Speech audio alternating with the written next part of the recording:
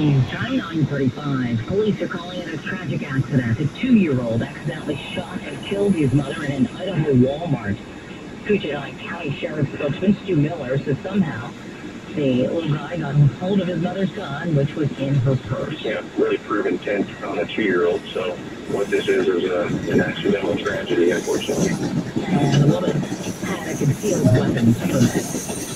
A team of researchers said they think they have pinpointed how the Ebola epidemic in West Africa began, with a small boy playing at a hollowed-out tree where infected bats lived. The researchers explored an area in southeastern Guinea where the 2-year-old fell ill a year ago and died. He later became the first known case in the epidemic.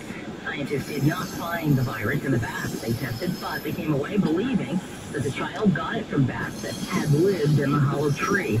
So far, the epidemic is the worst in world history, blamed for nearly 8,000 deaths across West Africa this year. This new study was led by researchers at the Robert Koch Institute in Berlin. And the CDC says the flu has already reached an epidemic level. It's expected to get even worse. 15 children have died.